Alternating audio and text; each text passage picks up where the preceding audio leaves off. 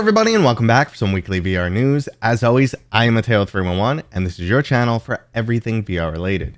So surprisingly, in the end of April, which is normally a very slow period for VR, we actually have a ton of stories to go over.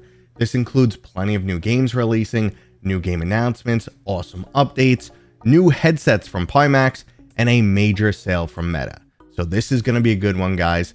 There are, of course, links and timestamps if you want to skip ahead, but before we jump in, this video is brought to you by VR Rock. VR Rock makes prescription lens inserts for all of your favorite VR headsets. So if you wear glasses and just can't fit your frames inside of the headset, or you're afraid you'll scratch your lenses, go check out what VR Rock has to offer. They magnetically connect for easy insert and removal, and the company's recently lowered their prices. There's a link to VR Rock down in the description, and don't forget to use discount code Mateo311 for 10% off and to help support my channel. Okay, so let's start this video off like normal with the check-in, and that's what exactly have I been up to in the VR world.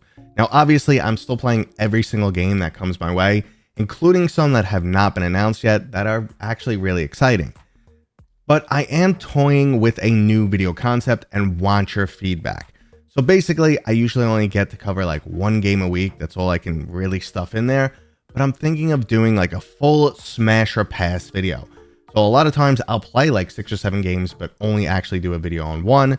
Are you guys interested in a video that just rapid fire goes through every game I played, gives you my impressions? Like, I would be able to do something like this week would have been The Flip, Big Shots, Nope Challenge, like basically like 4 or 5 games in one video, 2 minutes each, my impressions, smash or pass. What do you guys think? Let me know in the comments. And I just write, yeah, smash or pass sounds great, something like that, so I know. And if there's enough interest, I will start making those videos. And this video is already going to be massive, so let's not waste any more time and just start with the new releases. First up, we have the early access release of Strayed, an open world multiplayer VR survival game. This is basically just Rust in VR. You'll be dropped off on a randomly generated island, but don't get too familiar with your surroundings because the world will get reset weekly. During that time period though, you'll scrounge for resources, build your own base, equip yourself with any and all weapons that you're able to craft, hunt some local wildlife, and either make some friends or enemies with the dozens of other online players. So if you've been looking for a Rust-like experience in VR, go check out Strayed, but this title is expected to be in early access for at least a year. So if you want the best first impression or a more polished experience, maybe give this game a few extra months. Now next up we have ConVRgence, a single player shooter with survival and horror elements. Now this game actually has an interesting backstory, as it previously released under the name Paradox of Hope, and everyone was referring to this game as Metro 2033 in VR. At one point, the developer of the original Metro forced the removal of this game from Steam, which led to the correct speculation that we'd eventually get an official Metro VR game. So now Paradox of Hope has been reworked into ConVRgence, and it's much more of an extraction shooter with procedurally generated locations. The overall theme remains similar though, as you're in a post-apocalyptic style world filled with some eerie creatures. Now they've also added a companion dog to the game, which instantly makes it about 3 times better than the original. This week's release caught me by surprise, so I haven't had a chance to play this at all, but I definitely wish the solo developer the best, as we know they definitely went through a lot of crap with this game. Now our next release, Retropolis 2 Never Say Goodbye, is for our story-driven puzzle fans. This sequel takes place exactly where the previous title ended, as you continue that storyline of robot detective Philip Log. Now besides some clever puzzles and unique mechanics built specifically for VR, the game's also designed to showcase a compelling storyline where every scene is a meticulously hand-painted piece of art. So if that sounds like your type of game, go ahead and put Retropolis 2 on your wish list. And finally, in this week's new releases, we have a game that a ton of people are waiting for, and that's the new Battle Royale, Contractors Showdown. Now, I will have some coverage of this game in the near future, but unfortunately, it won't be this week. I want to get in and get plenty of rounds under my belt, so I could do my best in comparing this title to Population 1, and just letting you know if it's the right shooter for you. From what I've tried during the early access, I'm extremely excited, and there's plenty of aspects that set it apart from other titles, including its 16 square kilometer map, the ability to play in squads of 1, 2, or 3, and an awesome array of modern military weapons. So if you're interested in joining me for a couple of rounds, please let me know down in the comments right now, and I will set something up with my community.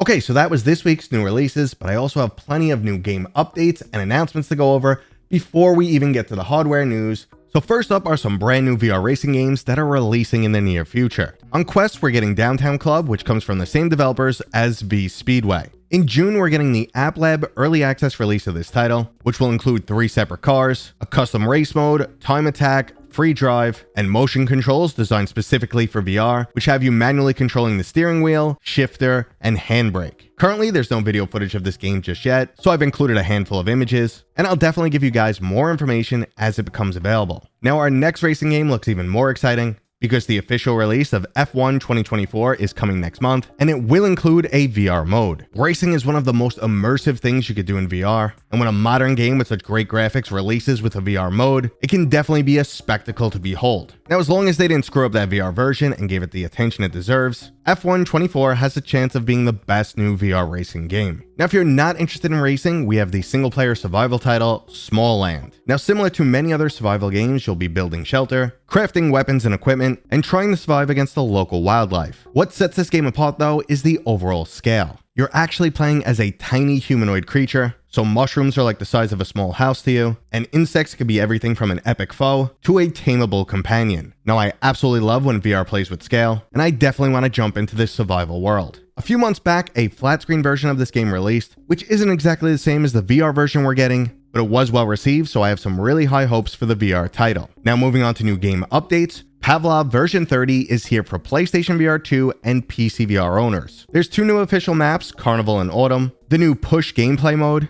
and finally they've revamped the mod toolkit to help the already amazing community keep pumping out new content. Now, for Quest owners, these updates are also coming soon to Pavlov Shack, but we don't have a release date just yet. Now, for the roguelike shooter fans, the Light Brigade just got a massive update. Shadow Hunter introduces a whole new class for the game, where you'll get to master your stealthiness utilizing a bow and throwing knives. There's also new abilities and a new procedurally generated world, so if you wanted more Light Brigade, or you're looking for an excellent new roguelike title, now's the perfect time to pick this game up. Now, our next update is for Synth Riders fans who enjoy music from the 80s. This update's currently available for the Apple Vision Pro, Meta Quest, and Steam headsets, and will be coming to the PlayStation VR 2 later this week. The 5 new tracks can be purchased for $7.99 or $1.99 individually. The Endless Cafe stage is also being added free of charge for Quest, Steam, and PC VR owners. Now, if rhythm games aren't your style, how does playing an MMO in VR sound? The Flat the VR mod scene is added again, and now you can play World of Warcraft in VR.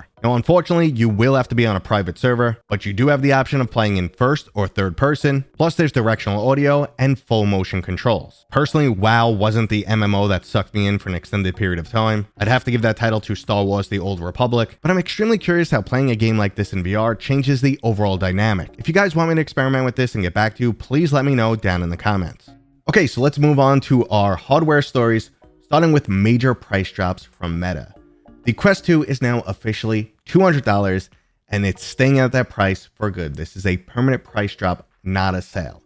So it looks like they just want to clear the old inventory, get ready for the new Quest 3 Lite or whatever it's going to be, and just get more people in the VR. At $200, the Quest 2 is an absolute steal. It is the cheapest way to get into PC VR. It's still a solid headset for PC VR. Obviously, there's better, but all around, it's great and just has so much functionality. So on one end, it's still a little hard for me to recommend this headset because it's old technology, and I expect within a year, we're going to start getting Quest 3 only titles. However, at the same time, for $200 for what you get, it's an amazing steal. So if you're on an extreme budget and still really want to get into VR and see what it's all about, yeah, it's a great option. Additionally, they're also cutting the prices on all of their accessories. So things that were originally just way too expensive to recommend, like an Elite strap at $60, now it's only $25. And also the battery pack is $45. That's a great deal. It puts it in line with third-party products or even better. So great options out there. If you have a Quest 2 and don't plan to upgrade anytime soon, also look into getting a battery pack if you didn't already. Great options here, guys. And there's also plenty of game sales on right now. The April mega sale is running until the end of the month, and some games are over 60% off. Now, some quick personal recommendations include Until You Fall for $14, Table of Tales for $11, The Walking Dead Saints and Sinners for only $26, and Thrill of the Fight for only $8. Now, honestly, there's plenty of other games that are easy to recommend, but those were just a few that are an absolute steal. And moving on to our final story, Pimax is at it again. Now, why do I say it like that? Well, they've just announced 2 new headsets, and they're yet to fulfill all the promises of the Pimax Crystal, and I don't know where the 12K is. So they're doing the same thing they always do. They just keep announcing new stuff and kind of move on from one project before it's ever truly done. They're just one giant beta test at the expense of the users. Now, I know some people are happy with the headset they get. I had the 8KX, which I wasn't a very big fan of. It required a ton of tweaking that annoyed me. And I was sent 2 broken crystals. And they told me, hey, listen, once we work out all the bugs, we have all the extra stuff working, like offline gameplay, or rather standalone gameplay. We have the wireless adapter working. Everything we promised 2 years ago. Once that's all set and good, we'll send it to you so you could test everything again. But now it looks like I've been cut off by Pimax. Blacklisted, whatever the case may be. I've always been very open with them with what I was going to state. They were very nice the last time we worked together, but it seems now I am just completely cut off. And no responses to emails, no response to anything. I'm blacklisted or whatever the case may be. So I don't think there'll be any more Pimax coverage in the near future. I don't personally like the headsets enough to buy them, and I'm afraid that I would have some issue returning them if I bought one just for testing. So, yep, looks like Pimax is out. But in terms of their new headsets, they are, like usual, very exciting stuff. The Crystal Light, which is also a drink, basically takes the Crystal formula and removes the wireless annoyances that the Crystal came with. You had to have that giant battery pack, even when you were playing attached to PC, which was super annoying. The headset was extremely heavy. I think it was 1,400 grams. So it makes the index look light. And like I said, 2 of mine came broken. I had a ton of issues. So that was very frustrating. The software was in its infancy when I tested it, and I was really frustrated.